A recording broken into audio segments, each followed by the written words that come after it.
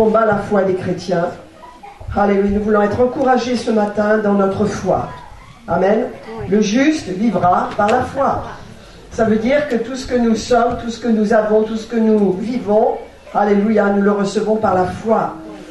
Parce que nous sommes enfants de Dieu, nous avons la foi dans notre cœur. Amen. Et il y a un combat. J'aimerais qu'on prenne cette écriture, je ne sais pas si elle s'affiche derrière moi, dans 1 Timothée 6 au verset 11 et 12.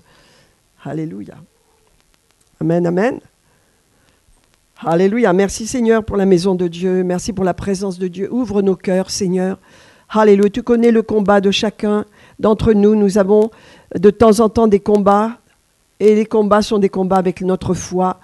Parce que nous regardons aux choses naturelles et nous nous inquiétons, nous avons peur ou nous voyons les choses de la mauvaise façon.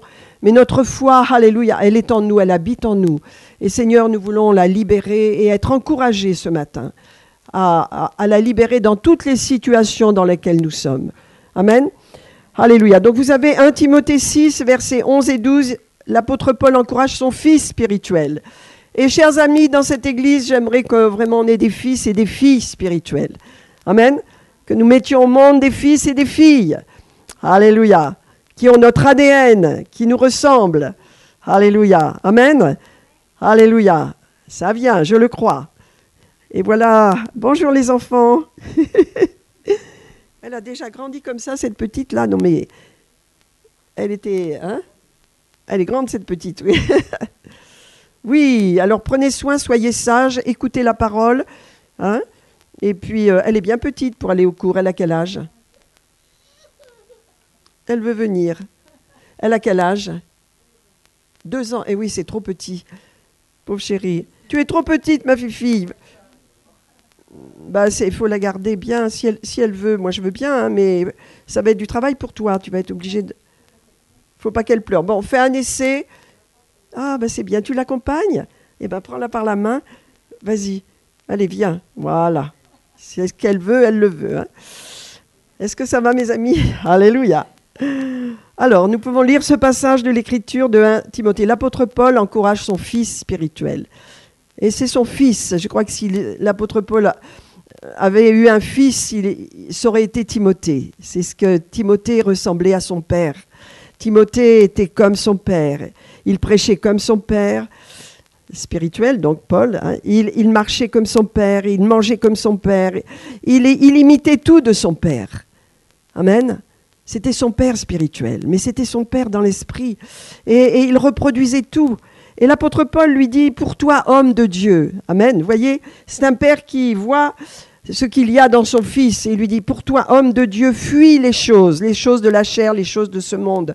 Hein, et recherche, avec tous ceux qui sont dans la foi, recherche la justice, la piété, qui est l'expression de notre foi, n'est-ce pas? La foi, l'amour, la patience, la douceur. Combat le bon combat de la foi et saisis la vie éternelle, à laquelle tu as été appelé, pour laquelle tu as prononcé une belle confession en présence d'un grand nombre de témoins. Alléluia. Ce matin, je voudrais vous parler de la foi parce que vous lisez avec moi qu'il y a un combat. Et le combat, il vient contre votre foi. Combat, le bon combat de la foi. Ça veut dire que ce combat, eh bien, il est toujours vainqueur, mais il est combattu. Votre foi est combattue. Vous devez le savoir que le diable cible votre foi constamment, de façon à ce que vous marchiez dans la chair, que vous marchiez dans l'angoisse, dans la crainte, que vous n'ayez aucune joie, parce qu'il craint la joie du peuple de Dieu, et il combat. Il combat quoi? Votre foi. Et c'est pourquoi il lui dit, il y a un combat pour la foi. Vous devez le savoir. C'est tellement facile de vivre dans le naturel, mais Dieu ne se plaît pas dans les choses naturelles. Si nous vivons que dans le naturel et que nous subissons les pressions de ce monde, subissons les stops que l'ennemi met devant nous au travers de l'administration, au travers des situations, dans le travail, dans la famille, où nous disons, notre raison dit non, on ne libère jamais notre foi. N'est-ce pas? Dans le travail, il y a tellement de blocages, de situations, le monde devient difficile, le mécontentement général, constamment, qu'est-ce qu'il faut faire? Dieu dit, regarde plus haut, j'ai mis en toi une semence de foi.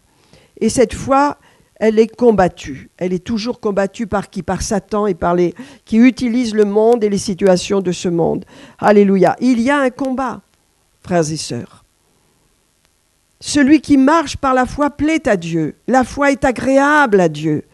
Lorsque vous commencez à vous lever, que vous avez un défi, que vous décidez de ne pas le subir, Dieu se plaît à votre démarche. Alléluia. Mais il faut se lever dans la foi. Amen. Il faut libérer votre foi. Et nous avons encore un passage que j'aimerais vous lire dans Romains 12. Il est dit, verset 3, « Par la grâce qui m'a été donnée, je dis de chacun de vous, de ne pas avoir une trop haute opinion de lui-même ou une prétention excessive. » Vous voyez, c'est très important. Et déraisonnable, c'est une autre traduction là.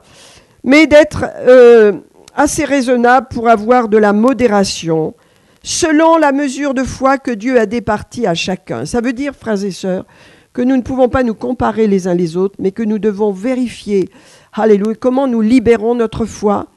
Et que si nous avons des victoires, nous ne pouvons pas nous enorgueillir, parce que Dieu a mis en nous cette semence de foi.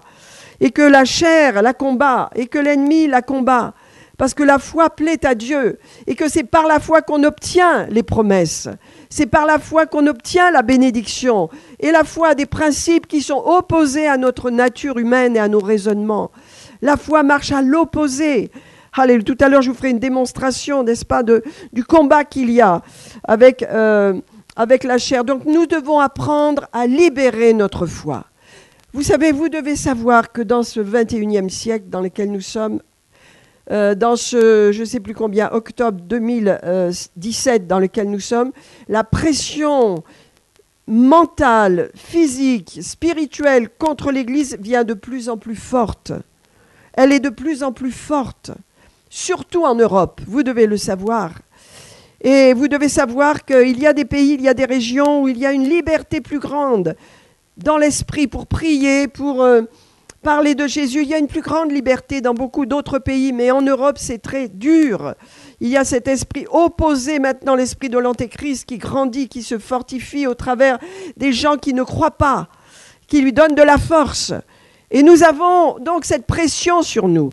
Et nous avons la pression de vivre dans le naturel, sans aucun défi, en subissant, en parlant comme le monde, en nous angoissant comme le monde, en nous inquiétant comme tout le monde, comme notre famille, comme nos parents, comme peut-être les relations que nous avons, et nous ne relevons pas le défi de la foi.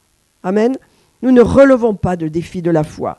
Nous devons apprendre à libérer notre foi. Amen. Rappelons-nous que le Seigneur, au travers de Paul, a bien dit à Timothée, combat le bon combat de la foi. Il lui a pas dit chasse les démons, on doit chasser les démons. Hein, c'est la première chose qu'on doit faire, chasser les démons, guérir les malades. Mais là, il s'agit de votre foi. Hein, il ne s'agit pas des démons, il ne s'agit pas des ténèbres, il s'agit de votre foi. Et votre foi sera toujours combattue par l'ennemi de la foi qui est Satan. En combattant votre foi, il combat Dieu lui-même, parce qu'il est l'ennemi de Dieu. Et lorsque vous avez de la foi, vous avez cette foi qui vient elle-même de Dieu. Votre foi vient de Dieu, c'est un don de Dieu. Elle vient de Dieu. À partir du moment où vous êtes né de nouveau, vous avez reçu la foi nécessaire pour vivre exactement tous les problèmes qui vont se dresser dans votre vie. Car dans la vie, dans le naturel, il n'y a que des problèmes à régler. Il y a des bons moments et il y a des moments de difficulté. Il y a des moments de pleurs, il y a des moments de victoire. C'est la vie. Amen. Mais avec la foi, nous pouvons faire face à tout. Parce que la foi plaît à Dieu et la foi n'est jamais vaincue. Alléluia, c'est un bon combat, ça veut dire un combat toujours victorieux. Si vous redescendez au niveau du naturel, vous serez vaincu. Rappelez-vous de Pierre, nous allons le voir tout à l'heure. Le Seigneur a dit, quelle foi faible tu as, Pierre. Tu n'as pas de foi, c'est une foi faible. Nous ne voulons pas avoir une foi faible. C'est-à-dire une foi qui n'est jamais libérée, jamais exprimée, jamais manifestée. Nous vivons vraiment dans la tranquillité du naturel, comme monsieur tout le monde. Mais nous ne sommes pas monsieur et madame tout le monde. Nous sommes enfants de Dieu. Et Dieu dit, j'ai des défis pour toi. Tu as des choses à relever. Est-ce que tu vas bouger tes fesses de ton siège et te lever pour Dieu? Voilà ce que Dieu dit. Est-ce que tu vas accepter, tu continues d'accepter cette situation, ou tu vas t'opposer à cette situation en dire, au nom de Jésus, par la foi, j'ordonne que cette montagne se jette dans la mer. J'ordonne que ma femme vienne. J'ordonne que mon mariage vienne. J'ordonne que dans mon foyer, ça marche. J'ordonne ça, votre foi doit se lever. Ah, cessez d'accepter les situations et de vivre dans un compromis avec Dieu. Dieu veut que vous vous mariez. Dieu veut que vous soyez heureux. Dieu veut que vous ayez une bonne épouse, un bon époux. Dieu veut le meilleur pour vous. Dieu veut que vous réussissiez. Commencez à le croire. Cessez d'accepter. Le diable vous dit, tu seras toute ta vie célibataire. Non, c'est un mensonge. Dieu veut le meilleur pour ses enfants. Quel est ton désir? Quels sont vos désirs? Amen. Que Dieu mette des bons désirs dans votre cœur. Alléluia. Des bonnes choses. Pas le monde, mais Dieu. Et ça, c'est la foi. Et lorsque vous commencez à croire que les promesses de Dieu sont pour vous, que Dieu a de bonnes choses pour vous, alléluia, alors vous allez l'exprimer au travers de votre parole, nous allons le voir, et de vos actions. Amen, vous allez changer. Parce que la foi, c'est divin.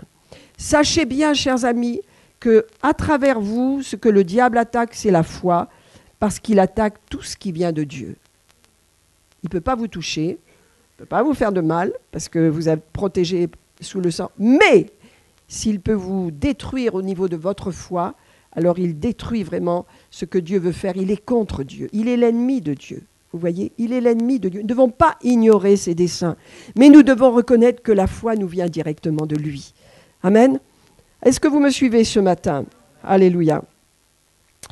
Donc, maintenant, premièrement, je vais vous dire, une foi faible, une faible foi, vient du fait qu'on manque de connaissances. Ah, pourquoi vous avez ou je peux avoir une foi faible, ou j'ai pu avoir une foi faible foi qui ne prend pas de défis, qui ne relève pas, qui subit, qui est écrasé par les situations, les circonstances. Pourquoi ma foi est faible? Pourquoi est-elle faible? Parce qu'il me manque la connaissance. Amen. La connaissance de quoi? De la parole de Dieu. Parce que la foi vient de ce qu'on entend, et ce qu'on entend vient de la parole de Christ, de la parole de Dieu. Donc, frères et sœurs, ce n'est pas une option de venir à l'église, recevoir la parole de Dieu. Ce n'est pas une option, c'est quelque chose dont nous avons besoin. Parce que nous avons besoin d'être encouragés dans notre foi. Car votre foi est combattue par les circonstances de la vie autour de vous. Par les circonstances qui se dressent de temps en temps comme un défi, comme un Goliath, pour vous dire « Qu'est-ce que tu es face à cette montagne ?» Mais avec votre foi, vous allez dire, montagne, sors de ma vue au nom de Jésus. Je marche dans la victoire et je parle à ma montagne. Et je parle, parce que la foi parle. Cessez de penser à ce que vous pourriez avoir ou être. Parlez, et nous allons le voir. Amen. Donc, qu'est-ce que nous dit la parole? La parole nous dit qu'avoir une foi faible, c'est manquer de connaissance. Et lorsqu'on étudie, on va prendre un petit peu Marc. Je lis Marc, j'aime beaucoup Marc, j'aime beaucoup toute la parole, mais Marc me plaît beaucoup parce que on voit constamment, Marc était très rapide, vous savez, il a passé toutes les étapes, il a la naissance de Jésus, Jean-Baptiste, tout ça, il a été très vite pour aller directement à la vie de Jésus, et Marc était un évangéliste, et donc il aime raconter vraiment la façon dont Jésus fait, et il nous dit tout le temps que Jésus, partout où il allait, il enseignait constamment la parole. Parce qu'il savait que la parole produit la foi. Il enseignait les gens, même s'ils étaient faibles dans la foi ou hésitants, il les enseignait. Et quand on étudie bien les évangiles, on voit les apôtres qui n'ont aucune foi. Ils doutent de tout, ils ont peur. Jésus, tu nous dis que tu vas monter à Jérusalem. Surtout, ne disons rien, qu'est-ce que c'est que cette histoire? Non, on ne le croit pas. Ils sont tout le temps dans la peur. Jésus marche sur l'eau, ils ont peur, à part Pierre qui va être le grand leader en fin de compte, et le Seigneur le sait, le connaît, et donc prend soin de lui et le booste, parce qu'il sait qu'il va se lever, et que c'est lui qui va prendre les choses en main dans le réveil qui va venir à Jérusalem. Mais tant que Jésus est là autour de eux, il a un modèle, mais eux, leur foi n'est pas agissante du tout. Vous les voyez vraiment dans la crainte, dans l'incompréhension, dans le manque de compréhension de qui est Jésus vraiment. Jusqu'au moment où, vous le lirez dans Jean à la fin, le Seigneur va souffler sur eux. Et ils vont vraiment se convertir, n'est-ce pas, complètement. Ça veut dire recevoir le Saint-Esprit. À partir de ce moment-là, ils vont être illuminés, éclairés. Tout ce que Jésus a dit dans le passé, dans ces 3 années, vont leur être ramenés par l'Esprit et va utiliser comme nourriture à leur foi. Amen. Vous comprenez ? Donc la foi, elle va être alimentée par la parole de Dieu, par notre connaissance et par notre confiance en Dieu. Amen. Comme on l'a chanté tout à l'heure, le Seigneur ne nous abandonnera jamais. Nous devons apprendre à mettre notre confiance en lui. Nous devons apprendre à le connaître. Notre Dieu n'est pas un Dieu qui veut nous faire du mal, ni nous punir, ni nous juger. C'est pas ça du tout. Dieu est un Dieu qui veut nous bénir comme des enfants, comme un père qui aime ses enfants. Et le Seigneur a dit, vous voyez, comme vous, méchants comme vous êtes, vous savez donner de bonnes choses à vos enfants, combien plus le Père vous donnera le Saint-Esprit à ceux qui le leur demandent. Ça veut dire que le Saint-Esprit a la réponse à tous nos problèmes. Et le Saint-Esprit en nous, alléluia, eh bien, nous révèle la parole et alimente notre foi. Car la foi est spirituelle. Elle vient de votre esprit. Elle est là dans votre cœur. C'est une semence surnaturelle. Et elle est combattue. Je vais vous le dire, votre foi est combattue. Amen. Croyez-le. Ne prenez pas ça à la légère. Réfléchissez. Regardez dans votre vie tout ce qui est en train de vous paralyser, de vous ralentir, qui vous fait tourner en rond, dans ces 6 cercles, vous savez, où on reproduit toujours la même chose, toujours la même chose.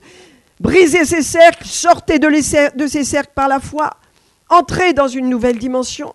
Je sais que c'est difficile parce que l'ennemi est très très fort pour nous tenir enfermés dans des cercles où on reproduit les mêmes choses, les mêmes inquiétudes, les mêmes découragements, les mêmes paroles, les mêmes pensées, et notre foi nous échappe. Et Satan est très content. Amen. La foi est puissante quand elle est alimentée par la parole, car la parole apporte la connaissance. Alléluia. Et quand vous connaissez la parole de Dieu, vous vous tenez sur la parole de Dieu et la foi va être utilisée, puissante, pour changer les situations. Amen. Alléluia. Donc la parole de Dieu enseignée au travers des dons du ministère, c'est vrai, va libérer une foi plus grande dans votre cœur. Elle va être alimentée, elle va être encouragée, elle va être restaurée et elle va être vraiment utilisée. Ne priez pas pour avoir la foi, hein, parce que vous l'avez déjà, vous l'avez reçue. Amen. Demandez à Dieu de vous sortir de votre naturel pour entrer dans le spirituel, parce que vous avez suffisamment de foi, alléluia, pour régler vos problèmes. Le problème, c'est est-ce que vous l'utilisez cette fois? Parce que la plupart du temps, on passe à côté.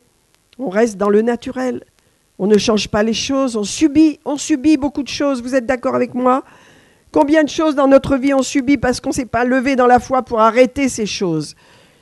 Et je le vois, moi, souvent dans ma vie, qu'il y a des choses qu'on ne réagit pas tout de suite, qu'on porte comme ça, parce qu'on a des raisonnements, les personnes nous disent c'est comme ça, donc c'est pas autrement, et on y va. Et au bout d'un moment, on sent dans l'esprit, quand on lit la parole, que ça, c'est pas normal, qu'il faut changer ces situations. Est-ce que vous me suivez?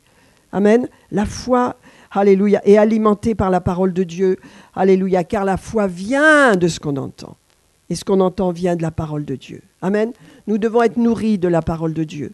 Amen. Parce que Dieu veut qu'on entre dans le monde de la foi avec beaucoup plus de hardiesse. Alléluia. De ce que nous avons. Alléluia. Votre foi est constamment testée dans notre vie naturelle. Elle est testée. Est-ce que je vais aller dans la foi ou est-ce que je vais aller dans tout ce que le monde pense, les gens pensent? Est-ce que je vais croire ce que ma tête me dit? Que je ne vais pas y arriver, que si, que ça, ou est-ce que je vais libérer ma foi et dire, Seigneur, j'ai la victoire en toutes choses. Je crois, Seigneur, que cette situation va être une réussite. Je crois, Seigneur, que cette situation va tourner à mon avantage. Je crois, Seigneur, que tu es avec moi. Alléluia. Si Dieu est avec moi, qui sera contre moi? Amen. Donc, voyez, notre foi est très, très spéciale et très précieuse. C'est vital, n'est-ce pas, pour nous, les croyants. Alléluia. De nourrir notre foi par la parole de Dieu. C'est vital. Amen. Si nous comprenons les temps dans lesquels nous sommes, les situations dans lesquelles nous vivons, c'est pas, bien sûr qu'il n'y a pas de guerre ouverte ici. En Europe, il n'y a pas de guerre comme il y a eu il n'y a pas tant d'années, mais 70, 75 ans, il y avait la guerre. Les gens sont morts par millions. Et en 14-18, pardon, c'était des millions de jeunes qui sont allés à la boucherie. Cette terre est une terre ensanglantée. Aujourd'hui, on est dans la paix. Gloire à Dieu que l'Église se nourrisse. Parce que notre ennemi maintenant c'est celui qui veut briser la foi des chrétiens. Amen. Qui veut les faire vivre au niveau de la société, de ce qu'elle pense, au niveau de ce que pensent les inconvertis, au niveau de ce que pensent les païens, au niveau de ce que pensent les gens. Mais c'est nous qui devons les influencer, c'est nous qui devons leur donner de l'espoir, c'est nous qui devons être remplis de foi pour leur donner de l'espérance. Dans le film que nous avons vu, ça m'a beaucoup inspiré parce que c'est bien expliqué, cette femme est passée par une grande épreuve, son enfant malade. C'est vrai que dans ce film, on voit beaucoup d'enfants malades, on est dans les hôpitaux, etc. Mais cette femme, elle a fait une crise de foi. Elle a complètement mis Dieu de côté parce qu'elle ne voyait pas Dieu agir comme elle voulait. Elle voulait que sa fille soit totalement guérie, mais pas qu'elle passe par toutes les souffrances. Et Dieu avait besoin de sa foi. Et il n'y en avait pas, elle n'en avait pas, elle ne pouvait pas. Elle a été attaquée par des chrétiens religieux qui lui ont dit, tu sais, si ta fille a ci et ça, c'est qu'elle a péché, et vous, peut-être c'est vous. Ça s'appelle l'esprit religieux qui détruit, qui casse les gens, qui juge. Et donc cette femme a été brisée et elle a rejeté Dieu. Et elle est passée par toutes les épreuves d'une mère qui aime sa fille et qui la voit souffrir jusqu'au moment où le Seigneur a prévu la délivrance et la guérison parfaite. Ça a été un très beau miracle, parce que c'est un miracle avéré. Il y a beaucoup de miracles, mais ils en ont fait un film aux États-Unis parce qu'on a besoin de savoir concrètement comment Dieu agit. Dieu n'agit pas selon notre façon de penser. Il a ses moyens, mais il avait besoin de la foi de toute cette famille qui se sont mis à prier autour de cet arbre, où la petite était tombée là, et cette petite, eh bien, elle a une visitation et le Seigneur a béni la famille. Vous voyez, ça c'est la façon de faire du Seigneur. Mais nous avons besoin de foi et Dieu a besoin de notre foi pour faire des choses sur la terre. Vous voyez, ne croyons pas quand on chante, et ce chant, je ne peux plus le chanter parce qu'on dit, tu sais ce chant qui dit la terre appartient au Seigneur, toute chose, comment c'est, ouais. Oui, la terre est remplie de sa gloire, oui, mais bon, il y a un chant, ça me reviendra, où on dit, voilà, c'est le Seigneur qui tient toute chose entre ses mains, voilà. Il tient toute chose, c'est vrai, mais le monde n'est pas dans les mains de Dieu. Le monde est dans les mains de Satan. Il a un droit légal, c'est légal, parce qu'il a un droit légal qui lui a été donné par Adam lorsqu'il y a eu désobéissance dans le jardin d'Éden. Donc, Satan utilise toute la méchanceté, la cruauté, la violence, l'ignorance, la philosophie athée pour détourner les gens de l'évangile dans le monde entier. Mais lorsque les chrétiens croient, ils vont parler, ils vont prier, ils vont libérer et ça va permettre à Dieu légalement d'agir dans ce monde. Nos prières de foi sont entendues dans le ciel. Elles libèrent la main de Dieu. Dieu agit au travers de ses enfants. Dieu agit dans ce monde. Alléluia. Il y a beaucoup de chrétiens dans le monde. Beaucoup de chrétiens qui prient, beaucoup de chrétiens qui intercèdent. En Afrique, aux États-Unis, en Chine, en Inde, partout, il y a des chrétiens qui prient. Et ça change l'atmosphère et ça permet à Dieu de se manifester parce que c'est légal. Parce que nous avons un droit légal sur la terre à travers Jésus-Christ. Alléluia, de manifester le royaume de Dieu. Mais si le peuple de Dieu n'a plus de foi, qu'est-ce qui se passe? Rien. Dieu ne peut rien faire. Comment se fait-il qu'il y a eu les ténèbres après la première église ça a commencé au Moyen-Âge, au bas Moyen-Âge, vers le 5-6e siècle. L'église était d'une faiblesse, elle commençait à se tourner vers les idoles. Et il n'y avait plus les ministères, il y avait un seul, un responsable comme le pape à Rome, il y avait le pape à Constantinople. Il n'y avait plus les ministères qui allaient dans les églises, qui boostaient les gens, les prophètes, les apôtres, les évangélistes, tout ça, il n'y avait plus rien. L'église a sombré dans on peut dire, une ténèbre. Et vous avez ça jusqu'au réveil de Wesley, jusqu'à la Réforme, et le réveil plus tard, parce que les gens n'avaient plus de foi. La foi n'était plus alimentée par la parole de Dieu. Ils se tournaient vers des fables, et la Bible était mise de côté. C'était du latin ici. Allez comprendre le latin. Il fallait déjà être très éduqué. Et encore, vous comprenez combien le diable a mis des ténèbres lorsqu'il n'y a pas de foi. L'ennemi prend du pouvoir et l'ennemi fait des choses. Vous m'écoutez? Mais quand on a la foi, il y a des situations qu'on relève. On les relève d'abord dans la prière, en priant pour les circonstances, priant pour les autorités, On a besoin de prier pour les autorités qui nous dirigent. Pourquoi? Parce que moi, je veux mener une vie paisible et tranquille. pour que ma foi se développe, qu'on puisse accomplir des choses, etc. On a besoin de libérer notre foi et de croire dans la parole de Dieu. Amen. Alléluia. Est-ce que vous me croyez ce matin? Alléluia. Rappelez-vous, je ne vais pas relire Éphésiens 6, vous le connaissez très bien. Mais de quoi on nous parle là? On nous parle de nous équiper de toutes les armes de Dieu. Et je vais vous dire quelques points de façon à ce que vous sachiez que ce qui s'oppose à votre foi, il y a des ennemis de la foi qui viennent par le fait qu'on n'a pas la connaissance. Il y en a trois en particulier dont je voudrais vous parler, que vous connaissez peut-être, mais dont vous ne réalisez pas qu'ils obstruent votre foi, si vous n'avez pas cette connaissance bien établie en vous. Premièrement, le premier problème qui va obstruer notre foi, c'est ne pas comprendre que maintenant, nous sommes une nouvelle création en Jésus-Christ. Ne pas le croire et revenir en arrière, laisser le passé vous ramener votre passé au visage et vous faire croire que vous êtes toujours la même personne. Ça obstruera votre foi, ça vous poussera à vivre au niveau de l'ancienne personne que vous étiez avant. Mais ce n'est pas vrai.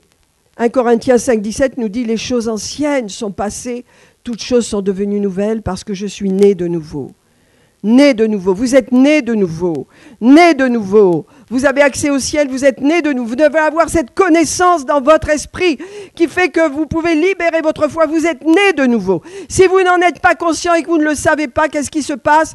Eh bien, cela obstruera votre foi. Vous douterez de vous. Le passé reviendra vous dire, t'as vu ce que t'as fait? Oh mon Dieu, comment j'ai pu faire ça? Et vous continuerez à pleurnicher sur vous, à vous accuser. Vous ne libérerez pas votre foi. Libérer sa foi, c'est se tenir dans une position de victoire. La foi vient de Dieu, la foi vient du ciel. Alléluia, Dieu a fait en sorte que notre passé soit terminé. La vieille personne que nous étions avant est terminée. N'est-ce pas? Nous sommes une nouvelle personne en Jésus-Christ. Et ça se passe où? Dans notre esprit. Notre esprit a été recréé, il est né de nouveau et Dieu a mis dans notre esprit la semence de foi surnaturelle. Je l'ai, vous l'avez, nous l'avons tous. Je ne parle pas du don de la foi, je parle de la foi que nous avons tous reçu, nécessaire pour vivre. Mon juste vivra par la foi. Est-ce que vous me croyez? Premier obstacle, doutez de vous, que vous êtes une nouvelle personne, que vous avez été recréé en Jésus-Christ. Si vous doutez, vous ne pourrez pas libérer votre foi. Ça va être un obstacle, parce que l'ennemi va utiliser cela pour vous attaquer. Votre foi est ciblée, elle est attaquée. Elle est, on peut dire, vraiment un obstacle pour l'ennemi. Il a peur de votre foi et il l'attaque. Parce que quand il attaque votre foi, il attaque Dieu lui-même. Ayez la foi, Jésus, on va le lire. Ayez la foi de Dieu.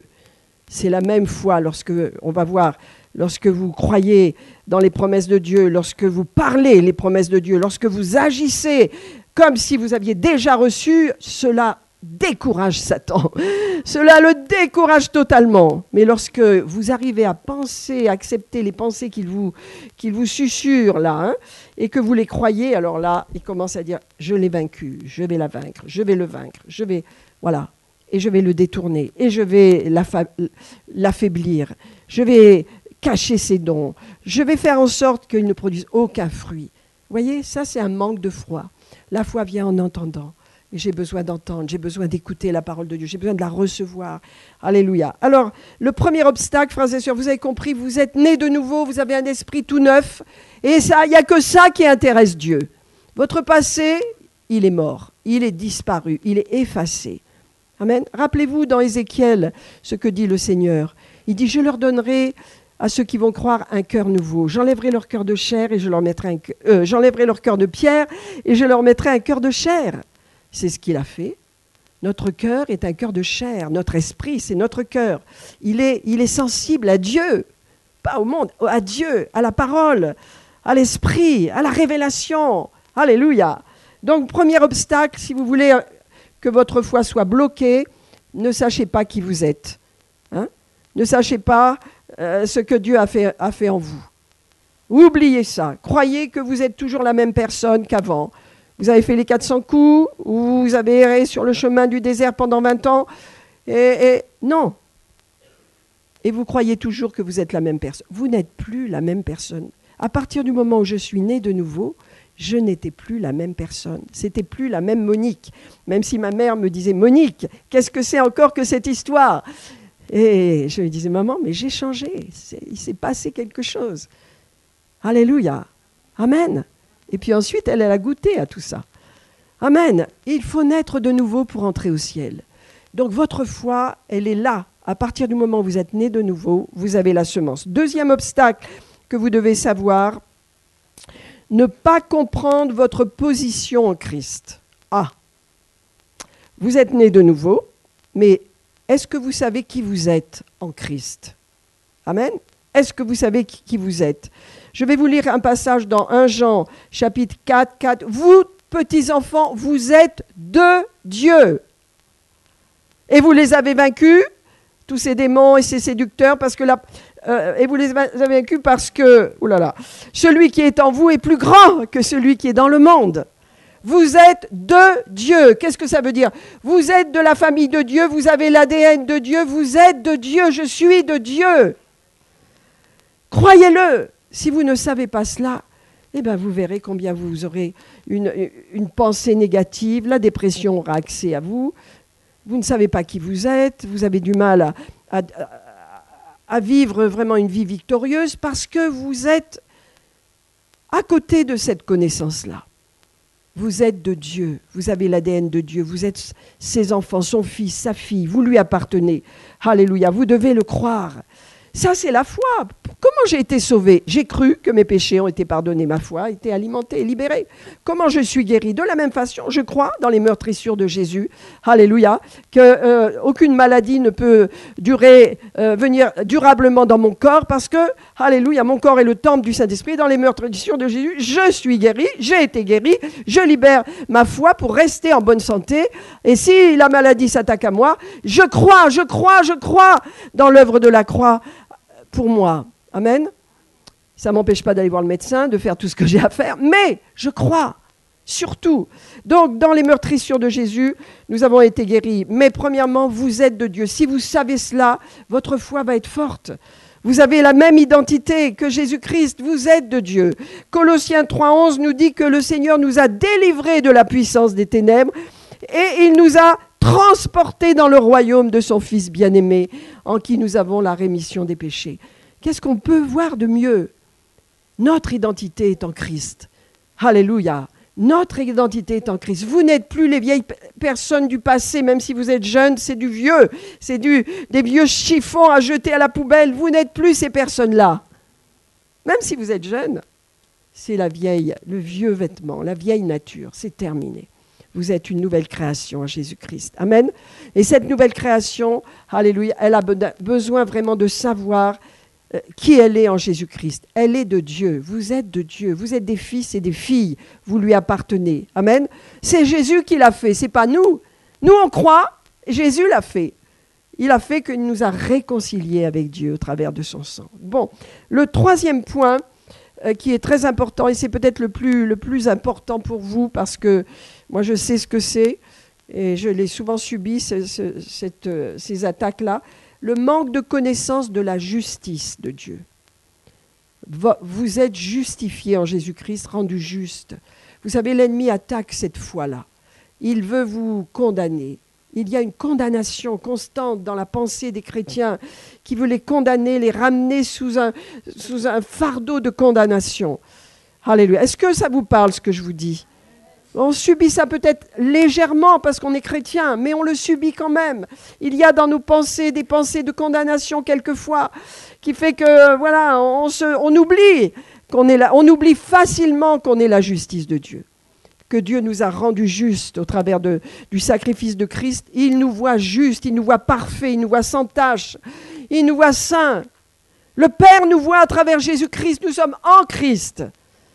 Et ça, frères et sœurs, c'est très fort pour libérer votre foi si vous avez lutté contre la condamnation. Amen. L'esprit de condamnation, c'est vraiment un démon, n'est-ce pas, qui vient contre notre identité, qui vient pour nous ramener dans le péché qu'on a peut-être vécu dans le passé, nous ramener les souvenirs du passé, nous ramener pour perdre cette assurance que nous avons en Dieu. C'est un des points les plus importants de garder dans votre cœur. Vous êtes la justice de Dieu. Vous êtes justifiés, rendus justes. Et voyez ça, ces 3 points, il y en a d'autres, mais ces 3 points principaux sont des clés pour libérer notre foi. Amen. Savoir que vous êtes une nouvelle création. Alléluia. Savoir qui vous êtes en Christ, enfant de Dieu. Alléluia. Vous êtes de Dieu. J'aime bien ça, vous voyez. Vous êtes de la même nature que Dieu et vous êtes la justice de Dieu. Vous avez été justifiés. Souvent, les chrétiens, nous oublions ça. N'est-ce pas, la vie nous ramène dans les trucs, les machins, et allez, on est angoissé, on est mal avec nous-mêmes, parce qu'on se laisse voler ce qui nous appartient. Je vous le rappelle, le diable veut attaquer votre foi. Combat le bon combat. Et combattre le bon combat de la foi, c'est garder notre position. Et vous verrez tout au long de votre vie que vous avez ce combat-là. Vous verrez. Je le sais. Nous sommes combattus à ce niveau-là. Nous faire douter de ce que nous sommes, nous faire douter. Ça, c'est le combat de l'ennemi. Amen. Alléluia. Frères et sœurs, une des clés pour rester dans la justice, lisons Jacques 5. Parce que si vous êtes conscient de ce que vous êtes injuste, et vous dites, oui, mais j'ai des faiblesses. Oui, moi aussi. Oui, mais j'ai quelquefois des doutes. Oui, moi aussi. On a des choses. On le sait. On est des êtres humains. Amen. Nous sommes des êtres humains qui avons été déchus de notre position dans le Jardin d'Éden. Donc, le Seigneur nous a rétablis par notre esprit, dans notre esprit.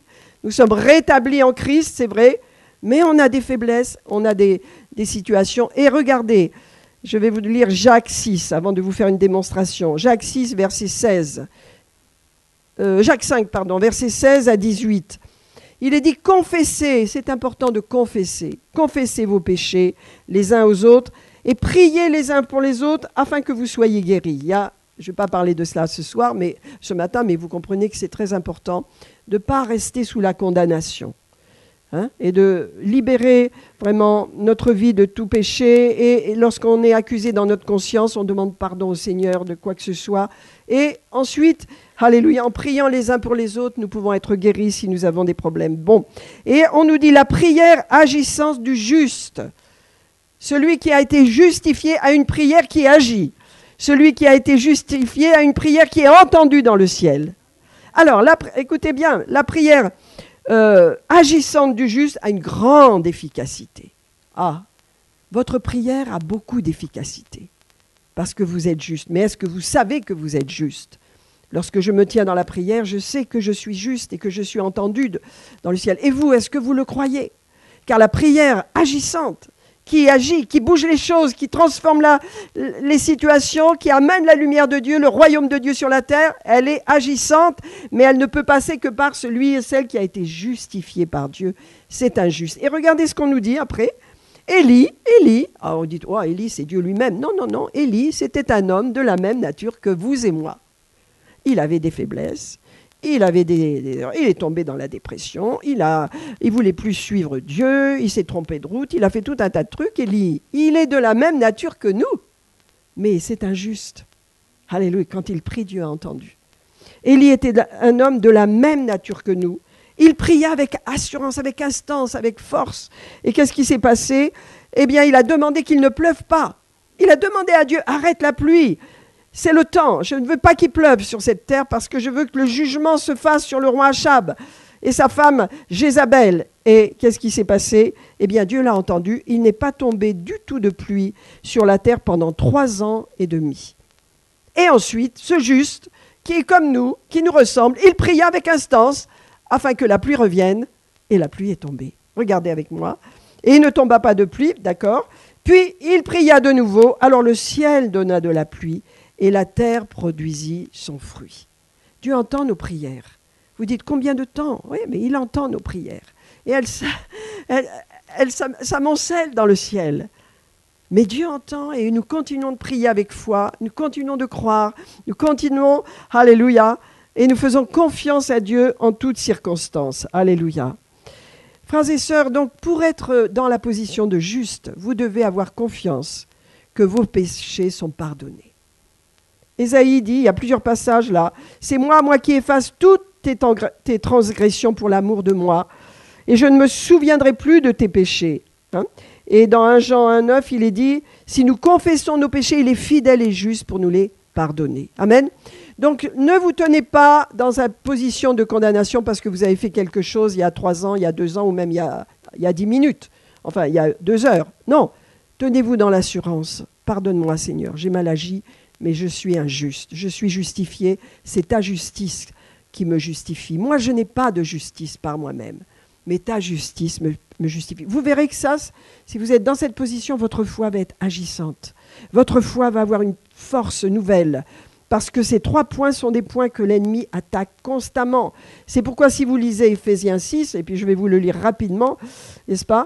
Eh bien, vous voyez que nous devons prendre des armes, et ces armes, elles sont totalement spirituelles. C'est les armes vraiment de notre position en Christ. Quand vous les lisez, c'est une position, ces armes. C'est une arme contre Satan. Lorsque je me tiens dans la justice et que je sais qui je suis, Satan, je suis comme une arme nucléaire contre lui. Je suis comme une arme d'attaque contre lui. Et donc il attaque cette position, il attaque votre foi. Comment je sais que je suis forte dans la foi? Parce que la Bible me le dit, je le crois. C'est la parole qui me le dit, c'est parce que ma tête me dit, c'est ce que dit ma parole, je le crois. Vous me suivez, mes amis? Donc la foi, alléluia, elle est une bombe. Si nous voulons bien relever les défis dans lesquels nous vivons pour changer nos circonstances, il n'y a que la foi. Je vais simplement vous lire rapidement Éphésiens 6 avant de vous faire une démonstration. Nous allons aller à Galates 5 ensuite. Mais regardez avec moi Éphésiens.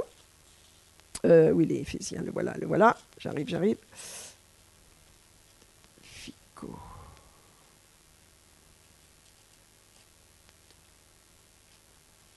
Ça y est. Regardez simplement, réfléchissez à ce que le Seigneur nous montre là, dans Éphésiens 6. Il nous dit, bien sûr qu'il y a une lutte contre les ténèbres, hein, mais là, moi, je vous parle de la foi. Il est dit de nous fortifier, verset 10, hein, dans le Seigneur, et de nous revêtir de toutes les armes de Dieu. Vous voyez, c'est une arme. Le Seigneur nous a armés par son sacrifice. Il nous a donné sa justice, il nous a donné son salut, il nous a donné une nouvelle nature dans notre esprit, n'est-ce pas? Il nous a donné une identité en Christ, nous sommes allés projetés dans le royaume de Dieu. Ce sont des armes contre les ténèbres. Amen. Donc restez armés, frères et sœurs. Et vous voyez toutes les armes. Hein? En fin de compte, c'est la description de ce que je viens de vous dire. Qu'est-ce que je viens de vous dire? Revêtez-vous des armes, hein, car nous n'avons pas à lutter, etc., contre la chair et le sang, mais contre les dominations. Les ténèbres voient qui nous sommes. Ils ont peur de la sainteté, ils ont peur de l'autorité, ils ont peur de l'identité de fils et de filles de Dieu, car ils savent que leur temps viendra où ils seront jugés, où ils seront scellés dans l'enfer pour l'éternité. Donc, ils vont attaquer votre foi, et votre foi, c'est votre identité. Votre foi, c'est de relever les défis. Votre foi, c'est de regarder à David, comment il a vaincu Goliath avec l'esprit de foi. Et votre foi, c'est de ne pas vous décourager, mais de rester sur les positions et de résister à l'ennemi. Et vous savez, si on voyait avec nos yeux naturels les hordes de Satan qui s'opposent à la foi des chrétiens, on serait beaucoup plus vif pour relever les défis. Parce que les démons, au nom de Jésus, ils sont chassés. Chassez les démons. Priez pour les malades. Imposez les mains. Parlez nouvelles langues. Chassez les démons. Amen. Ça fait partie de notre vie. Alors, regardez Éphésiens 6. Rapidement, je vous le dis avant qu'on fasse une démonstration. Il est dit, c'est pourquoi prenez toutes les armes de Dieu. Vous voyez, les armes. Et vous dites, comment ma sainteté, mon autorité, ma position? Eh bien, c'est une arme, mon frère, ma sœur. C'est pourquoi c'est attaqué. C'est pourquoi ton identité et ton ADN divine est attaqué par Satan lui-même qui a peur de toi. On attaque les gens qu'on veut vaincre. Amen. Donc, résistez avec la parole de Dieu. Regardez, car nous n'avons pas. Bien, c'est pourquoi prenez les armes. Afin de résister dans le mauvais jour. Ce n'est pas tous les jours qu'on est attaqué, mais quand on l'est, il faut savoir reprendre son identité et la garder. Tenez ferme sur vous, sur qui vous êtes en Christ. Amen. Alors on nous dit, voilà, revêtez la cuirasse de la justice. C'est la plus grande cuirasse d'être juste aux yeux de Dieu et juste à vos propres yeux grâce à Christ. Hein. La vérité pour ceinture, c'est la parole, la cuirasse de la justice. Allez avec l'évangile de Christ, ça veut dire bougez, soyez actifs, donnez l'évangile aux gens et par-dessus tout le bouclier de la foi pour arrêter les traits. Tu es un menteur, Satan. Je ne suis pas la personne que j'étais avant. Je suis forte, je suis sainte, je suis à Dieu, je suis de la nature de Dieu. J'ai tout pour réussir en moi parce que Christ est en moi, il est avec moi. Résistez-lui, alléluia. Et vous pourrez éteindre les traits enflammés, ça fait mal, les traits enflammés du malin. Mais je ne vais pas parler de ça, je n'ai pas trop le temps, mais il est dit, et prenez le casque du salut. Prenez le casque du salut. C'est ce que je vous disais tout à l'heure. Vous êtes nés de nouveau, vous êtes une nouvelle création. Ça veut dire ça, le casque du salut. Votre esprit est recréé. Alléluia. Faites en tout temps par l'esprit, etc. Et l'épée de l'esprit qui est la parole de Dieu. Je vais vous parler de l'épée de l'esprit maintenant. Et prenez Galates 5 pour que vous compreniez bien le combat maintenant qu'il y a entre vous et Dieu, il y a la chair. Et je voudrais vous montrer une image. Pourquoi la parole, l'épée de l'esprit est essentielle pour nous nourrir, pour nous abreuver. Jésus a dit, ma nourriture est de faire la volonté de Dieu. Je ne peux pas faire la volonté de Dieu si je ne connais pas la parole de Dieu, si je n'ai pas la connaissance. Alors prenez Galates avec moi. Voilà, Galates.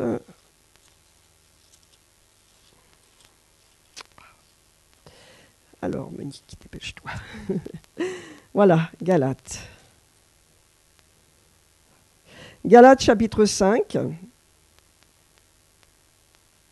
On nous dit au verset 16, « Marchez par l'esprit, selon l'esprit. » Alléluia. « Et vous n'accomplirez pas les désirs de la chair. » Écoutez bien, c'est important. Marchez par l'esprit, les désirs de la chair, car la chair a des désirs contraires à ceux de l'esprit, et l'esprit en a de contraires à ceux de la chair. Ils sont opposés entre eux, afin que vous ne laissiez pas, afin que vous ne fassiez pas ce que vous voulez. Amen. Alors là, je vais vous faire une petite démonstration. Premièrement, je vais vous faire la démonstration. Alors, je suis moi, voilà, Monique, pasteur Monique. Et puis, voilà ma chair. C'est ça. Et voilà mon esprit, Marilyn, d'un autre côté. Voilà. Alors, dans ma vie chrétienne, quand je ne suis pas nourrie par la parole de Dieu, ma chair va me pousser beaucoup. Alors, mon esprit essaie de me retenir un petit peu, tu vois, mais non, c'est pas toi qui gagne. Attends, l'esprit, tu gagnes pas, parce que, voilà, mon esprit, ma pensée n'est pas renouvelée. Alors, vas-y, tu peux me tirer, tu vois, et je parle. Alors, mon esprit va de ce côté-là. Je vais de ce côté-là parce que je ne suis pas renouvelée par la parole de Dieu. Alors, ma chair, tu peux me tirer, hein? Ma chair me tire et j'obéis à la chair. Elle est forte, vous voyez? Mais lorsque je suis nourrie par la parole de Dieu, petit à petit, la chair perd de son effet et je vais me ranger du côté de l'esprit. Et là, la chair, elle n'a plus de pouvoir, c'est elle qui perd. Vous me comprenez là? Parce que l'esprit, à ce moment-là, c'est moi qui choisis l'esprit. Parce que je suis alimentée par la parole de Dieu. Amen? Est-ce que ça vous parle? Vous voyez, il y a un combat entre la chair et l'esprit. Vous êtes au milieu de ce combat. Votre chair vous pousse d'un côté, mais votre esprit vous pousse de l'autre côté. Comment votre esprit aura la victoire? Votre esprit ne peut avoir la victoire que si vous êtes alimenté par la parole de Dieu. Et je vais vous montrer comment. Merci beaucoup, Marilyn. Merci. Oui, si tu peux m'amener.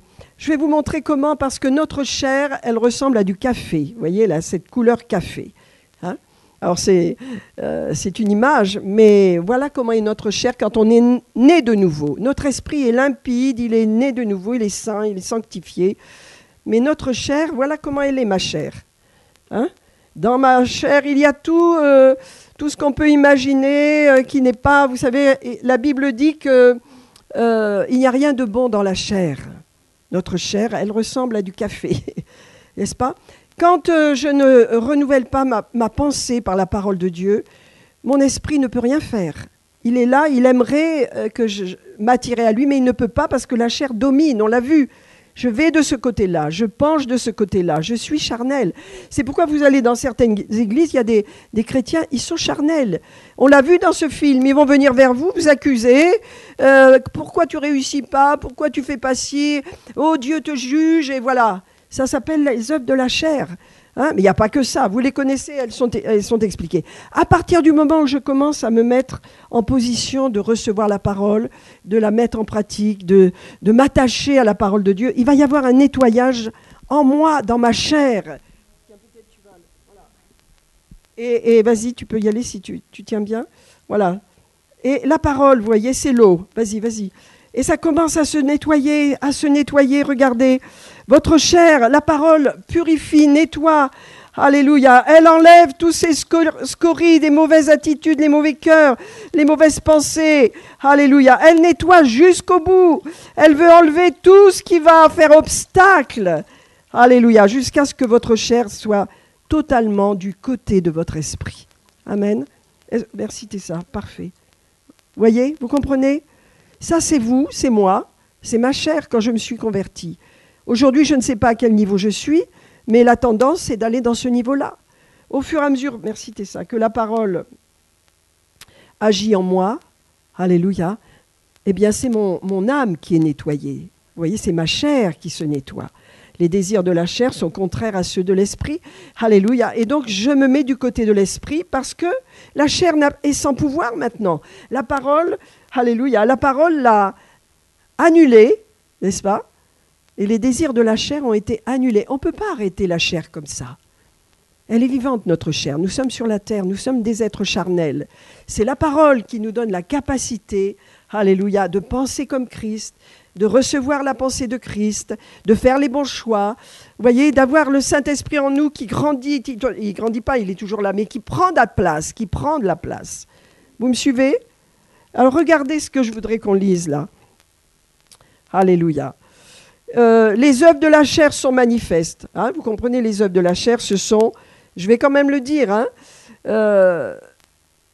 l'impudicité, donc c'est la relation sexuelle en dehors du mariage, l'impudicité, l'impureté, toutes sortes de choses, la dissolution, l'idolâtrie, la magie, les inimitiés, les querelles, les jalousies, les animosités, les disputes, les divisions, les sectes, l'envie, l'ivrognerie et les excès et les choses semblables. Je vous dis d'avance, et comme je l'ai dit, que ceux qui commettent de telles choses n'héritent pas le royaume de Dieu. Ils ne peuvent pas vivre dans la dimension du royaume de Dieu. Qu'est-ce qui fait qu'on va changer? On avait toutes ces choses plus ou moins en nous quand on est venu au Seigneur. Hein? On faisait des choses dans ce style-là. Peut-être pas tout, mais quelques points. On en avait. Et puis la chair, elle est toute la même pour tout le monde. Hein? Mais la parole, elle nous a lavés comme ça, petit à petit. Dès qu'on est venu dans le Seigneur, ça y est, la parole a commencé à laver. Ah zut, pourquoi j'ai fait ça? Oh, j'aurais pas dû faire ça. On prend conscience et on change. Et la parole est comme cette eau que Dieu verse sur nous, qui nous lave. Est-ce que vous me suivez là, frères et sœurs? Ça vous parle ce matin? Alléluia. Donc, vous voyez, il faut libérer notre foi. Amen. C'est important. Notre foi va agir. Et lorsque le Saint-Esprit nous éclaire sur nous-mêmes, alors vraiment entrons dans cette dimension, vous voyez, parce que ce que va faire le Saint-Esprit, il va nous donner des révélations de la parole de Dieu. La connaissance est une connaissance révélée. C'est pourquoi Jésus a dit dans cette parabole, vous donnez de bonnes choses à vos enfants, le Père, oui, vous donnera le meilleur, c'est-à-dire le Saint-Esprit.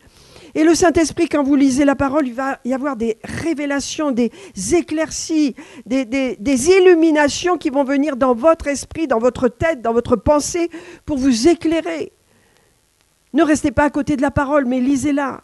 Elle va vous apporter. Moi, dernièrement, je relisais Marc, et une chose qui m'a frappée quand je lisais Marc, c'est à quel point les disciples étaient loin de la foi. Hein? Des fois, je lis Marc, Dieu me montre autre chose. Mais là, je voyais à quel point le Seigneur enseignait, les disciples étaient, oh là là, je veux être le premier, est-ce que je peux être à ta droite ou à ta gauche, etc. Et le Seigneur leur répondait selon sa connaissance, et ils ne comprenaient rien, les disciples. Ils n'étaient pas prêts encore. Quand le Saint-Esprit est venu en eux, alors la parole leur a été révélée, illuminée. Vous comprenez? C'est la même chose pour nous. C'est la même chose. La parole, le Saint-Esprit va l'illuminer dans vos cœurs. Et il y a des choses dans la parole, vous allez les prendre, les saisir. C'est pour vous. Allez, ça va vous apporter une révélation à l'intérieur de vous et un changement, parce que toute illumination apporte transformation. Illumination, transformation. Amen. Comment vous avez eu la révélation de Jésus? Puis c'est une révélation qui continue. On a une révélation de Jésus à la nouvelle naissance, quand on vient dans le royaume de Dieu. Puis petit à petit, on grandit dans cette révélation au fur et à mesure que la parole nous révèle des choses sur le Seigneur, sur le Père, sur le Saint-Esprit, sur nous, sur le monde. Vous êtes d'accord? C'est une connaissance sans fin. Amen. Alléluia. Alors, quelques points pour terminer ce message. Alléluia. Il y a vraiment l'importance d'avoir une belle foi, une foi forte. Et il y a des principes pour cela. Hein. Quelques points pour vous montrer ce que c'est que avoir peu de foi. C'est dans Matthieu 6, Jésus a dit « Si on revêt ainsi l'herbe des champs, qui existe aujourd'hui, qui demain sera jetée au feu, ne vous vêtira-t-il pas, gens de peu de foi ?» Qu'est-ce que Jésus dit? Vous vous inquiétez pour demain, pour votre travail, pour vos vêtements, votre habitation, tout ça. C'est parce que vous n'avez pas de foi. Dieu s'occupe de vous. Voilà ce qu'il veut dire. L'inquiétude est un ennemi de la foi. Amen. Jésus l'a condamné, l'inquiétude. Ne vous inquiétez de rien. En toute chose, faites connaître vos besoins à Dieu. Dites ce que vous voulez. Dites-lui à haute voix, pas dans la pensée. À haute voix, Seigneur, je veux ceci, je veux cela. Alléluia. Que ce soit dans ta volonté, mais je le veux dans ta volonté. Que ta volonté soit faite dans ma vie. Merci, Seigneur. Alléluia. Voyez, quand nous parlons, Dieu nous a donné une voix. Les gens disent, oh, il faut prier en silence. Non, non. Jamais les disciples ne priaient en silence. Ils priaient. Alléluia. Ils parlaient. Parce que c'est les principes de foi, de parler. Lorsque vous parlez, vous libérez les paroles dans le monde autour de vous. Ça apporte quelque chose de puissant. Allez, ça établit les choses. Si vous les pensez, ce n'est pas suffisant. Amen. Tout ça, c'est des techniques pour affaiblir le corps de Christ. Hein. Ne croyez pas cela. Quelquefois, on prie en silence, attention. Hein. Mais lorsqu'on veut quelque chose ou qu'on est dans un combat de foi, je vous dis, on libère notre voix. Deuxièmement, la peur est un ennemi de la foi. Hein. Jésus a dit, pourquoi avez-vous peur, gens de peu de foi? Hein. C'est lorsque Pierre a sombré et a regardé aux éléments naturels. Peu de foi. Jésus a condamné le fait de ne pas avoir de foi. Il a dit, mais pourquoi doutez-vous? Le doute également. Hein. Pierre a douté. Jésus a étendu la main pour le sortir de l'eau. Il lui a dit, mais homme de peu de foi, pourquoi as-tu douté? Amen. Donc, voyez, alléluia. Et Jésus dit, mais pourquoi avez-vous si peur? Dans tous les passages, Jésus reprend ses disciples parce qu'ils n'ont pas de foi. Alors, on va terminer avec Marc 5, je crois. Marc 5. Et là, les principes de la foi sont là. Il y a des principes simples que vous devez voir et vous devez développer même avant. On va prendre, j'ai pas le temps, mais Marc 11, on va prendre. Excusez-moi. Marc 5, c'est l'histoire de la dame qui avait une perte de sang et qui a libéré les principes de la foi. Elle a dit, je veux aller toucher son vêtement. Elle a dit. Hein, et ensuite, elle a fait ce qu'elle a dit. Elle a traversé la foule alors qu'elle n'en avait pas le droit. Et lorsqu'elle a fait ce qu'elle a dit, eh bien, elle a ressenti la guérison et elle l'a dit. Ça veut dire elle a témoigné. Voilà, c'est ces 3 points. Mais pour le moment, on va rester sur Marc 11.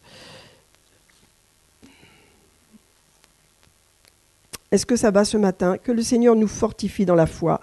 Alléluia. Que nous n'ayons pas peur de relever les défis. Que nous arrêtions de penser que les choses ne doivent pas changer. Si les choses doivent changer, alléluia. Que Dieu nous aide à sortir des cycles. Amen. Et des cycles, vous voyez, d'incrédulité, de doute, qui fait qu'on ne sort pas de notre condition parce qu'on est dans ce cycle. Regardez avec Marc 11. Marc 11, 13. Jésus aperçoit un figuier, toujours entouré de ses disciples, qu'il ne cesse d'instruire. Pas n'importe qui.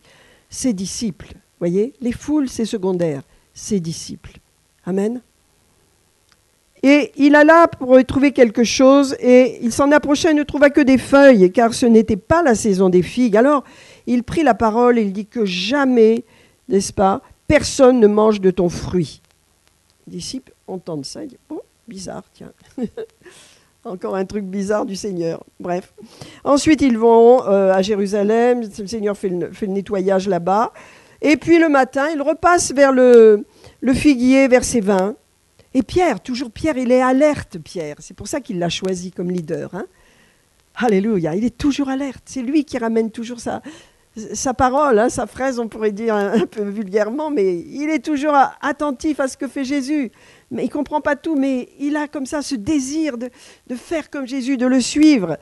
Et le Seigneur le sait, il sait ce qu'il y a dans son esprit, comme il sait ce qu'il y a dans notre esprit. Amen. Et Pierre s'approchant dit, mais Jésus, Rabbi, Maître, Rabbi, rabbin, hein? Regarde le figuier que tu as maudit, il a séché. Et Jésus prend la parole et leur dit, ayez foi en Dieu, ou ayez la foi de Dieu. Et donc ça c'est important parce que c'est mal traduit dans votre Bible. En vérité c'est ayez la foi de Dieu, celle que Dieu a utilisée pour créer l'univers. Amen. Et là il va démontrer ce que c'est la foi de Dieu. Hein? Il dit en vérité je vous le dis, si quelqu'un parle à une montagne, à un problème, à une situation, si vous parlez et que vous dites à cette situation de changer, et si vous croyez dans ce que vous dites, c'est ça la foi. Vous le verrez s'accomplir. Lisons ensemble. Si quelqu'un dit à cette montagne, et il lui dit ce qu'il veut à la montagne, là c'est ôte-toi de là, jette-toi dans la mer. Mais quelles sont vos montagnes, quelles sont vos situations qui vous bloquent? L'incrédulité part, le doute part, les problèmes de voisinage part au nom de Jésus. Voyez, libérez votre foi. Libérez votre foi et parlez à vos montagnes, parlez à vos obstacles. C'est la foi de Dieu. Dieu a parlé et la création s'est faite. Nous avons des obstacles sur la terre. Amen. Parlons-leur. Alléluia. Et il dit, ôte-toi de là, jette-toi dans la mer. Et s'il ne doute pas, voilà, s'il ne doute pas, si vous ne doutez pas dans vos paroles, quelquefois on parle et on doute. Et rien ne se produit. Parce que, vous voyez, le fait de croire dans nos paroles va changer notre comportement. Comme cette femme, elle a touché le vêtement de Jésus parce qu'elle disait « je vais toucher son vêtement et je serai guérie ». C'est la fin de mon esclavage. 12 ans de maladie, 12 ans de paralysie. J'ai été rejetée de la société, rejetée de ma famille. Maintenant, je veux briser tous les tabous. J'ai la foi, je veux y aller, je vais toucher son vêtement, je vais être guérie. Elle l'a dit, elle n'a pas pensé. C'est la différence. Dites les choses. Dites et arrêtez de demander. Dites les choses et croyez dans ce que vous dites. Et ça va bouger les circonstances. Et ça peut mettre du temps, mais ça va bouger les circonstances. Amen. Alléluia. Et qu'est-ce qui se passe? Eh bien, Marc 11, 22, là. C'est pourquoi il dit, ôte-toi, voilà, à la montagne, et ne doute pas en ton cœur. Ne doute pas en ton cœur. Crois dans ta parole. Vous savez que celui qui doute, a dit Jacques, il est comme quelqu'un qui est agité par le vent et va de côté et d'autre, comme un fétu de paille sur la mer. Hein? Non, ne doute pas, crois dans tes paroles. Libère ta foi, utilise ta foi. Crois dans ta foi, parce que la foi vient de Dieu. Elle ne vient pas des hommes, ni de toi, ni de ton mental. Elle vient de Dieu, elle est surnaturelle, elle est divine. Et alors il dit... S'il ne doute pas en son cœur, mais croit que ce qu'il dit arrive. Vous dites, mais on ne croit donc pas à ce qu'on dit. C'est pourquoi que ça n'arrive pas. Et c'est vrai. On le dit, puis après, oh là là, bon, il faut rien. Et on doute. Hein. Bon, mais si je crois dans ce que je dis, je vais faire des démarches, mais dans la foi. Hein. Je crois dans les meurtrissures de Jésus, qu'aucune maladie ne me touchera. Bon, j'ai un problème, je vais voir le médecin. Mais je crois, merci Seigneur, alléluia. Rappelez-vous de ce roi Ézéchias qui envoie Ésaïe, le prophète, Dieu lui envoie, lui dit, allez, arrange tes affaires, mets toutes choses en ordre chez toi parce que tu vas mourir, ton temps est terminé. Oh non Seigneur, je veux pas mourir. Seigneur, regarde, je t'ai servi toutes ces années, je t'en supplie, je veux vivre encore. Hop, Ésaïe est dans la cour et le Seigneur lui dit, retourne, j'ai changé d'avis. Il pleurait, il disait, non, regarde ma vie, je t'ai servi, j'ai été un bon roi, je ne veux pas partir maintenant. Il a foi dans ce qu'il dit, il le croit, il en pleure, il ne veut pas mourir. Il se tourne du côté du mur et vraiment il dit, non, je refuse, je veux vivre. Et Dieu dit, je change d'idée. C'est la foi fait bouger le bras de Dieu. Amen. Et donc Ésaïe arrive, je crois que c'est Ésaïe, et il va vers le roi et lui dit, écoute, tu vas encore vivre 15 ans. Mais alors honore le Seigneur et voilà. Hein. Et c'est vrai, c'est sa foi. C'est la même chose pour nous. Alors, si je ne doute pas et que je crois, je vais le voir s'accomplir. Alléluia. C'est pourquoi je vous le dis, tout ce que vous demandez en priant, croyez que vous l'avez reçu et vous le verrez s'accomplir. C'est toujours la foi. Et surtout, lorsque vous êtes debout et que vous avez quelque chose contre quelqu'un, pardonnez. Parce que le non-pardon, on l'a vu tout à l'heure, c'est un obstacle. Est-ce que ça va, mes amis, ce matin? Je m'arrête là. C'est important que nous nous reboostions les uns les autres dans la foi. Car la foi plaît à Dieu. Hein? La foi plaît à Dieu. La foi est combattue. C'est le résumé de ce message ce matin. La foi est combattue. L'ennemi n'aime pas la foi car il s'attaque à Dieu lui-même quand il s'attaque à votre foi. Et ne faites pas comme Pierre qui regardait dans le naturel et qui était en train de se noyer carrément, n'est-ce pas? Et vos circonstances veulent vous noyer, veulent vous enfermer, veulent vous vraiment vous mettre sous terre ou sous la mer. Mais la foi, elle vous relève. Et le Seigneur lui dit, mais pourquoi tu as douté? Pourquoi tu as eu peur? Et foi, je suis avec toi. Dès que tu as la foi, je suis là pour la manifester. Mais ne doute pas et crois dans tes paroles. La foi parle. Parlez la foi, bénissez vos enfants, dites des bonnes choses sur eux. Avec la foi, les choses vont se faire. Sur vos enfants, votre travail, votre famille, vos voisins, vos amis, je ne sais pas, mais parlons la foi. Amen. Et voyons nos paroles s'accomplir, ne doutons pas. Amen. Seigneur, nous voulons te bénir ce matin pour nous fortifier. Nous reprenons et nous gardons ce bon combat de la foi. Nous savons que l'ennemi est contre la foi et qu'il est contre nous, contre ce que nous avons de divin en nous, car nous sommes une nouvelle création en Jésus-Christ, Seigneur, alléluia. Nous avons la justice de Dieu et nous sommes de Dieu, nous avons l'identité de Dieu en nous, nous sommes de la famille de Dieu, nous ne marchons pas dans les ténèbres, nous sommes dans le royaume de Dieu par la foi. Et c'est pourquoi, Seigneur, nous croyons que tous nos désirs se réalisent selon ta volonté, Seigneur. Que ta volonté soit faite dans nos vies, Seigneur. Et que nous prenions le flambeau de la foi pour nous saisir des promesses. Parce qu'elles sont oui et amen, Seigneur. Lorsqu'elles sont par la foi, elles sont oui et amen. Car tu as dit, Seigneur, tout est possible à celui qui croit. Tu as dit à ce Père qui disait, oh Seigneur, je veux bien croire, mais viens au secours de mon incrédulité. Oui, dit-il, tout est possible à celui qui croit. À ce jeune homme qui n'avait de grands biens et qui ne pouvait pas suivre Jésus, les disciples ont dit, mais comment est-ce possible? Et le Seigneur a dit, à l'homme c'est pas possible, mais à Dieu tout est possible. Tout est possible, tout est possible, alléluia. Avec Dieu tout est possible, alléluia. Relevons les défis, frères et sœurs. Ayons l'esprit de David, alléluia. Allons contre nos géants ce matin, alléluia. Merci Seigneur. Oh, gloire à Jésus. Louons le Seigneur. Ne restons pas la bouche fermée. Remercions Dieu. Remercions Dieu qui nous visite ce matin. Alléluia. Remercions. Alléluia. La foi plaît à Dieu. Mon juste vivra par la foi. Alléluia. Mais s'il se retire, mon âme ne prend pas plaisir en lui. Nous voulons te plaire, Seigneur. Alléluia. Alléluia. Allez-y, mes amis, soyez fortifiés. Louez le Seigneur. Louons le Seigneur. Alléluia. Il est digne de louange. Oh, il est digne. Faisons un bruit joyeux pour le Seigneur. Alléluia. Oh, relevons les défis. Faisons un bruit joyeux pour le Seigneur ce matin. Oui, nous sommes un peuple de foi. Nous relevons les défis de nos vies personnelles. Alléluia. Même de l'Église, Seigneur, nous avons des défis. Merci, Seigneur. Alléluia. Que notre foi produit de bons fruits. Et que nous changeons nos circonstances, nos paralysies, nos blocages. Il y a tant de démons qui viennent bloquer notre foi. Mais notre foi, elle triomphe de tout. Alléluia. Elle s'élève au-delà des circonstances. Merci Seigneur. Remercions Dieu, frères et sœurs. Seigneur, je te remercie. Nous allons prendre le repas du Seigneur. Alléluia. Seigneur, je te remercie. Oh, je te remercie, Seigneur. Alléluia. Je te remercie pour avoir fait de moi ce que je suis, une nouvelle création en Jésus-Christ, Seigneur. Pour mon identité, Seigneur, de fils et de filles. Alléluia. De Dieu. Nous sommes de Dieu. Alléluia. Et je te remercie, Seigneur. Alléluia. Parce que je suis justifié, j'ai été rendu juste. Les choses anciennes sont passées. Toutes choses sont nouvelles. Je vis dans le toutes choses sont nouvelles. Oh, ne mets pas du vin nouveau dans des vieilles outres. Nous sommes des outres nouvelles. Alléluia. Le vin nouveau du Saint-Esprit veut bouillir en nous, veut manifester sa gloire.